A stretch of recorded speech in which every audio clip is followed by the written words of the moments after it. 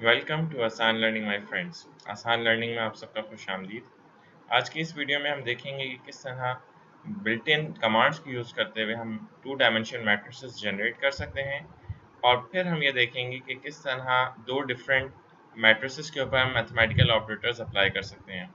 तो आगे बढ़ने से पहले मेरी इस वीडियो को लाइक कीजिए, चैनल को ज़रूर सब्सक्राइब कीजिए और बेल आइकन पर क्लिक कीजिए। अब हम कुछ मैट्रिसेस बनाना सीखेंगे बाय यूजिंग सम कमांड्स। अगर आपको रैंडम नंबर्स का मैट्रिसेस चाहिए, फॉर एग्जांपल एक ऐसा वेरिएबल है जिसमें मैं रैंडम नंबर के वेरिएबल्स को स्टोर कराना चाहता हूँ। RAND इज अ कमांड और आप यहाँ डायमेंशन बता सकते हैं।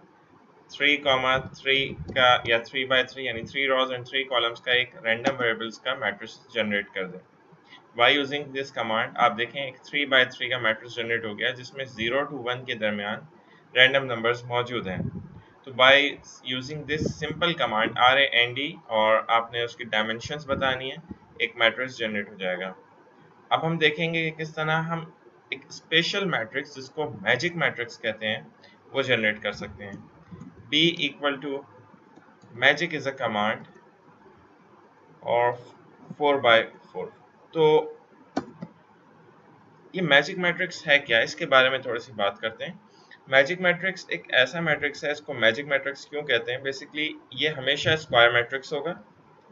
इसकी मैजिक या इसकी क्वालिटी ये है कि इसमें तमाम नंबर्स डिस्टिंक्ट होते हैं, अलग होते हैं, और जो भी इसका साइज होगा, यानी यहाँ मैट्रिक्स का साइज है 4 by 4।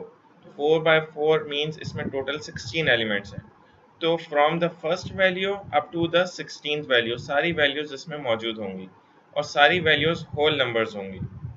मैजिक मैट्रिक्स इसको इसलिए कहा जाता है कि इसकी पोजीशन, इस मैट्रिक्स के अंदर नंबर्स की पोजीशन कुछ इस तरह किया है कि आप अगर सारी रॉस का, सारे कॉलम्स का सम लेंगे या आप सिर्फ इसकी रॉस का सम लेंगे तो दोनों का सम इक्वल होगा, यानी कोई भी रॉ कोई भी कॉलम आप इसका सम अप कर लें, सबका आंसर बिल्कुल सेम आएगा। इसीलिए इसको मैजिक मैट्रिक्स कहते हैं। तो गाइस इस तरह मैजिक मैट्रिक्स को जनरेट किया जा सकता है। अब हम बात करते हैं एक मैट्रिक्स की जिसको वंस का मैट्रिक्स, एक ऐसा मैट्रिक्स जो मैं इसकी डायमेंशन बता दूं तो ऐसा मैट्रिक्स जनरेट होगा जिसमें सारी वैल्यूज 1 होंगी। ये मैट्रिसेस बहुत ज़्यादा इस्तेमाल होते हैं जब हम फार्मूलाज इम्प्लीमेंटेशन करते हैं मैट्रिसेस के ऊपर। सिमिलरली अगर आपको जीरोस का मैट्रिक्स चाहिए, ऐसा मैट्रिक्स जो उसमें सारी वैल्यूज 0 हों, तो जीरोस और डायमेंशन बता दें। यहाँ मैं 3 by 3 डायमेंशन ले रहा हूँ सब मैट्रिसेस की, आप कोई भी डायमेंशन ले सकते हैं। तो by using simple these commands हमने वंस का मैट्रिक्स जनरेट करना सीखा, जीरोस का मैट्रिक्स जनरेट करना सीखा। अगर आपको आइडेंटिटी मैट्रिक्स चाहिए तो वो भी आप बहुत इजीली जनरेट करवा सकते हैं बाय यूजिंग आई कमांड। आई और आप इसका डायमेंशन बता दें 3 by 3, या आई मैट्रिक्स जनरेट हो गया।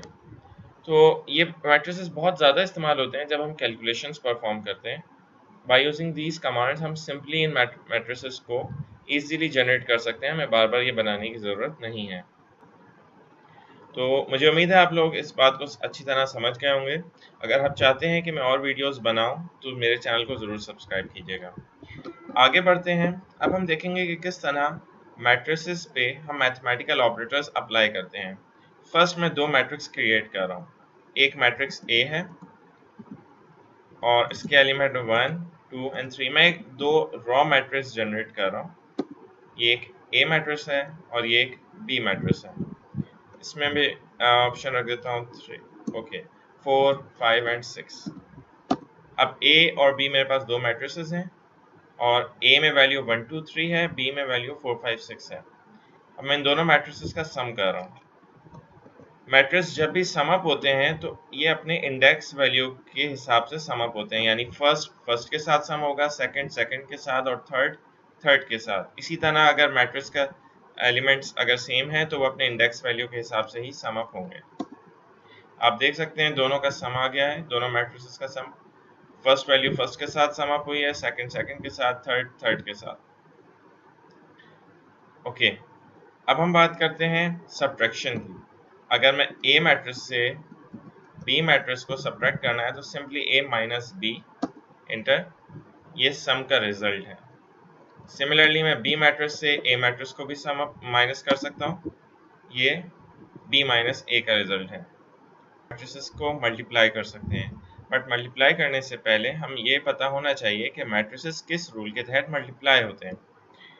तो ये वो रूल है जिस रूल के तहत मैट्रिसेस मल्टीप्लाई होते हैं। अगर मेरे पास एक मैट्रिक्स ए है और एक मैट्रिक्स बी है, मैट्रिक्स ए की डायमेंशन m इंटू n है और मैट्रिक्स बी की डायमेंशन n इंटू k है, तो मल्टीप्लाई होने वाले दोनों मैट्रिसेस की फर्स्ट मैट्रिक्स का कॉलम और सेकंड मैट्रिक्स की रॉस, ये दोनों डायमेंशन हमेशा सेम होनी चाहिए, तभी प्रोडक्ट या मैट्रिक्स का मल्टीप्लिकेशन पॉसिबल है। और जो रिजल्टेंट मैट्रिक्स होता है वो इसकी रॉस यानी फर्स्ट मैट्रिक्स की रॉस और सेकंड मैट्रिक्स की कॉलम की इक्वल आता है, जैसा कि आपको यहाँ ये रूल डिफाइन कर रहा है। तो सबसे पहले हम देखेंगे कि क्या हमारी डायमेंशंस मैच कर रही हैं। तो यहाँ हम अपने मैट्रिक्स ए को अगर देखें तो मैट्रिक्स ए की डायमेंशन है 1/3 और मैट्रिक्स बी की डायमेंशन भी है 1/3। इसका मतलब ए स्टेरिक बी यानी multiplication of A into be possible नहीं हो सकती। फिर क्या करें? अगर हम चाह रहे हैं कि इसकी सिर्फ एलिमेंट वाइज मल्टीप्लिकेशन हो, यानी 3 यहाँ पे जो फर्स्ट एलिमेंट हो वो अपने सेकंड मैट्रिक्स के भी फर्स्ट एलिमेंट से मल्टीप्लाई हो जाए, जो सेकंड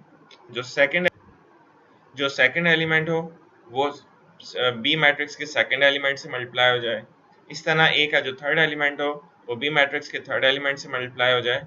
तो इसके लिए हम सेम मल्टीप्लिकेशन की कमांड यूज करते हैं, बट डॉट ऑपरेटर के साथ। डॉट ऑपरेटर तमाम मल्टीप्लिकेशन या तमाम कैलकुलेशन एलिमेंट वाइज रन करवाता है। तो आप देख सकते हैं कि a इंटू बी 1 4 ज़ा 4, आप यहाँ देख लीजिए 2 5 ज़ा 10 एंड 3 6 ज़ा 18। तो a into b element wise आ गया। खैर, अगर हम मैट्रिसेस को a इंटू बी करवाना चाहें, यानी एलिमेंट वाइज ना करवाना चाहें बल्कि पूरा मैट्रिक्स ऑपरेशन परफॉर्म करना चाहें, तो हमें डायमेंशन मैच करना होगी। a इंटू बी तो नॉट पॉसिबल है, but a into B transpose possible है। ट्रांसपोज क्या होता है कि रॉस कॉलम्स में कन्वर्ट हो जाते हैं। तो बी मैट्रिक्स की अगर मैं रॉस को कॉलम में कन्वर्ट कर दूं तो ये दोनों डायमेंशन सेम हो जाएंगी। फिर देखते हैं, तो आंसर आया 32। इससे हुआ क्या कि आपका पूरा मैट्रिक्स मल्टीप्लाई हुआ, ऐड हुआ, सॉल्व हुआ और आंसर आपके पास 32 आ गया। इसी तरह अगर मैं मैट्रिसेस का डिवाइड करना चाहूँ, सो गाइस इसी तरह अगर आप मैट्रिसेस को डिवाइड करना चाहते हैं तो डिवीजन के लिए भी मैं दो नए मैट्रिक्स ले रहा हूँ ताकि हम डिफरेंट डायमेंशंस को भी एनालाइज कर सकें। एक 2x2 का मैट्रिक्स जनरेट कर रहा हूँ जिसमें वैल्यूज हैं 1 2 और 3 एंड 4। इस तरह एक और बी मैट्रिक्स लेते हैं जिसमें है वैल्यूज 5 6 7 एंड 8। ये 2x2 का मैट्रिसेस है।